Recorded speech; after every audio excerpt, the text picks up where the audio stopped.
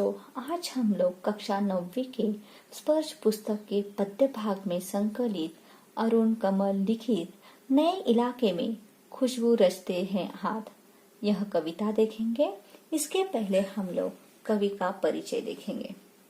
15 फरवरी 1954 में बिहार के रोहतास जिले के नासरीगंज में अरुण कमल का जन्म हुआ। ये पटना विश्वविद्यालय में प्राध्यापक है। इन्हें इनकी कविताओं के लिए साहित्य अकादमी पुरस्कार सहित कई अन्य पुरस्कारों से भी सम्मानित किया गया। इनके कई कविता संग्रह, आलोचनात्मक कृति एवं अनुवाद की पुस्तकें प्रकाशित हो चुके हैं। इनकी कविताओं में नए बिंब, बोलचाल की भाषा, खड़ी बोली के अनेक लय छंदों का समावेश है। ये जीवन प्रसंगों को अत्यंत कुशलता एवं सहजता से कविता में बदल देते हैं। इन्होंने अपनी कविता में वर्तमान शोषण मूलक व्यवस्था के विरुद्ध आक्रोश एवं नफरत व्यक्त की है। इनकी प्रमुख कृतियां हैं अपनी केवल धार, सबूत, नए इलाके में, पुतली में संसार तथा कविता और समय। छात्रों, इसके बाद हम लोग कविता की रूपरेखा देखेंगे। पहले हम लोग देखेंगे नए इलाके में। नए इलाके में नामक कविता का मुख्य भाव यह है कि जीवन में सब कुछ परिवर्तनशील है। कवि कहता है कि वह शहर के नए बसते हुए क्षेत्रों में जाकर अपना रास्ता भूल जाता है। कवि उन निशानियों को ढूंढता रह जाता है जिनके सहारे उसे अपनी मंजिल पर पहुंचना है, परंतु दिन प्रतिदिन बदलते रास्ते उसे धोखा दे रहे हैं तथा सारी स्मृतियां उसे विस्मृत हो गई हैं। अब हम देखेंगे खुशबू रचते हैं हाथ। खुशबू रचते हैं हाथ कविता में कवि ने समाज के गरीबों, मजदूरों एवं कारीगरों की दुर्दशा का चित्रण किया है। ये मजदूर खुद गंदी बस्तियों में रहते हैं एवं दूसरों के लिए सुगंधित अगरबत्तियां बनाते हैं। शारीरिक रूप से अस्वस्थ रहते हुए भी वे दूसरों को प्रसन्न एवं तरोताजा रखने के लिए अगरबत्तियां बनाते हैं। अपने कार्य के दौरान जख्मी होने के बाद भी वे रुकते नहीं एवं अपने परिश्रम एवं लगन से दूसरों को खुशियां बांटते रहते हैं। छात्रों, अब हम देखेंगे नए इलाके का काव्यांश पहला। इन नए बसते इलाकों में जहाँ रोज बन रहे हैं नए नए मकान, मैं अक्सर रास्ता भूल जाता हूँ, धोखा दे जाते हैं पुराने निशान। खोजता हूँ ताकता पीपल का पेड़, खोजता हूँ ढहा हुआ घर और जमीन का खाली टुकड़ा जहाँ से बाएं मुड़ना था मुझे। फिर 2 मकान बाद बिना रंग वाले लोहे के फाटक का घर था एक मंजिला, और मैं हर बार एक घर पीछे चल देता हूँ या 2 घर आगे ठकमकाता। छात्रों, इसमें आए हुए शब्दार्थ इस प्रकार हैं। इलाका, क्षेत्र, अक्सर, प्राह, ताकता, देखता हुआ, डहा, गिरा हुआ, फाटक, दरवाजा, ठकमकाता, डगमगाता हुआ या रुक रुक कर। छात्रों, इस पद्यांश का भावार्थ इस प्रकार है। प्रस्तुत पंक्तियों में कवि ने बस्तियों में तीव्र गति से हो रहे निर्माण को एक संकट के रूप में दर्शाया है। कवि किसी नई बस्ती में पहुंचता है तो प्रायः रास्ता भूल जाता है। कारण यह है कि वहां रोज नए नए मकान बन रहे हैं, इसलिए अपने आने जाने के रास्तों और ठिकानों तक पहुंचने के लिए जो निशान बनाए होते थे वे अब काम नहीं आते। वह पीपल का पुराना पेड़ खोजता है या कोई टूटा हुआ घर ढूंढता है या जमीन का कोई खाली टुकड़ा ढूंढता है जहाँ से उसे बाएं हाथ की तरफ मुड़ना था, परंतु बहुत समय बाद न तो पीपल का पेड़ रहा, उसे लोगों ने उखाड़ दिया, न गिरा हुआ घर रहा, वहाँ किसी ने नया मकान बना लिया, न जमीन का खाली टुकड़ा रहा क्योंकि वहाँ भी किसी ने मकान बना दिया है। अतः उसकी सारी पुरानी निशानियां गायब हो गई हैं। उसे याद था कि खाली प्लॉट के 2 मकान बाद एक मंजिला मकान था जिसके बाहर बिना रंग वाला लोहे का फाटक लगा था, परंतु अब वह एक मंजिला मकान 2 मंजिला हो गया और उसका फाटक सज धज गया। इसलिए वह अक्सर ठिकाना भूलकर या तो अपने घर से एक आध घर पहले ही मुड़ जाता है या घर से 2 घर आगे पहुंच जाता है। छात्रों, काव्यांश दूसरा। यहाँ रोज कुछ बन रहा है, रोज कुछ घट रहा है। यहाँ स्मृति का भरोसा नहीं, एक ही दिन में पुरानी पड़ जाती है दुनिया।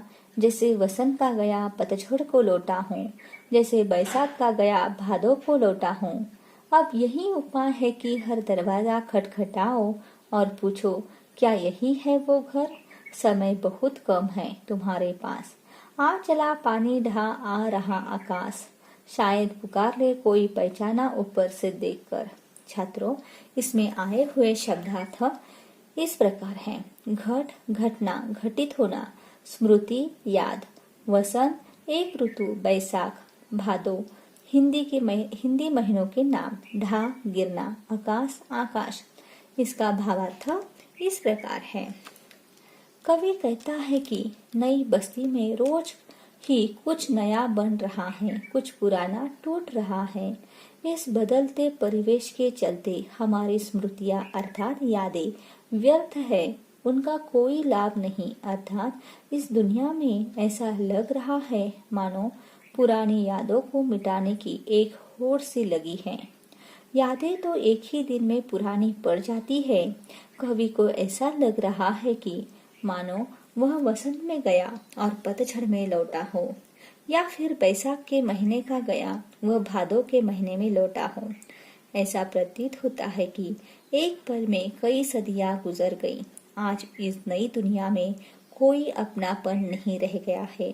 उसकी इच्छा होती है कि हर दरवाजा खटखटाकर पूछे कि क्या यह वही घर है जिसमें उसके परिचित रहा करते थे। आजकल की दुनिया में ऐसा लगता है मानो आकाश ढहा जा रहा है और ऊपर से पानी बहता आ रहा है। वह ऊपर की ओर भी देखता है और आशा करता है कि कोई उसे पहचान कर पुकार ले, कोई तो उसे आत्मीयता दर्शाए।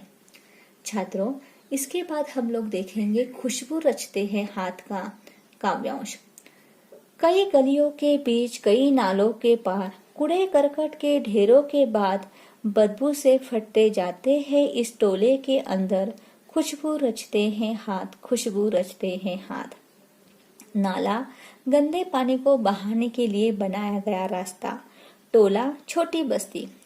प्रस्तुत पंक्तियों में कवि सुगंधित वस्तुओं का निर्माण करने वाले मजदूरों के जीवन का भावपूर्ण चित्रण करते हुए कहते हैं कि हमारे समाज के ये मजदूर व श्रमिक लोग स्वयं बदबूदार बस्तियों में रहते हुए भी संसार व लोगों के जीवन में सुगंध फैलाने वाली अगरबत्तियों का सृजन करते हैं। इन्हें अपने घर तक पहुंचने के लिए कई नालों और कूड़े करकट के ढेरों का सामना करना पड़ता है। बदबू के मारे इनकी नाक फटने को हो जाती है, फिर भी ये उसी कूड़े के ढेर व नाले के समीप अपने टोले बनाकर रहने के लिए विवश हैं। ऐसे वातावरण में रहते हुए भी ये लोग संसार को सुगंधित करने का कार्य निरंतर करते रहते हैं। छात्रों, काव्यांश चौथा। उभरी नसों वाले हाथ, घिसे नाखूनों वाले हाथ, पीपल के पत्ते से नए नए हाथ, जूही की डाल से खुशबूदार हाथ, गंदे कटे पिटे हाथ, जख्म से फटे हुए हाथ, खुशबू रचते हैं हाथ, खुशबू रचते हैं हाथ। जूही एक फूल, जख्म घाव। छात्रों, इसका भावार्थ इस प्रकार है। कवि मजदूरों की शारीरिक व मार्मिक स्थिति का चित्रण करता हुआ कहता है कि दूसरों के जीवन में सुगंध फैलाने वाले मजदूरों के हाथ अपनी दुर्गति और जीने की विपरीत परिस्थितियों के बावजूद अपना कार्य जारी रखते हैं। इन मजदूरों में कुछ बूढ़े लोग भी हैं जिनके हाथों की नसें कमजोरी के कारण स्पष्ट दिखाई देने लगी हैं, और कुछ ऐसे लोग भी हैं जिनके नाखून तक काम करते करते घिस चुके हैं। कुछ नन्हे बच्चे जिनके हाथ पीपल के पत्तों की तरह कोमल हैं, या फिर वे नवयुवतियां जिनके हाथ जूही की डाल की तरह खुशबूदार प्रतीत होते हैं। कालांतर में काम के बोझ से गंदे, कटे और घाव वाले उनके हाथ दर्द के बावजूद अपने काम को निरंतर करते रहते हैं। भांति भांति के ये लोग विभत्स जीवन परिस्थितियों के बाद भी खुशबूदार वस्तुओं की रचना करते रहते हैं। छात्रों, काव्यांश 5वां। यही इस गली में बनती है मुल्क की मशहूर अगरबत्तियां। इन्हीं गंदे मोहल्लों के गंदे लोग बनाते हैं केवड़ा, गुलाब, खस और रात रानी अगरबत्तियां। दुनिया की सारी गंदगी के बीच दुनिया की सारी खुशबू रचते रहते हैं ये हाथ। खुशबू रचते हैं हाथ, खुशबू रचते हैं हाथ। छात्रों, इसमें आए हुए शब्दार्थ इस प्रकार है। मुल्क, देश।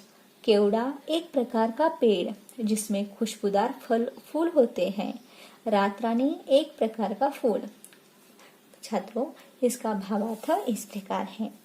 कवि यहाँ जीवन की विडंबना का यथार्थ परक चित्रण करता हुआ कहता है कि देश की प्रसिद्ध अगरबत्तियां इन्हीं गंदे मोहल्लों में गंदे लोगों के द्वारा दयनीय और विपरीत परिस्थितियों में बनती है।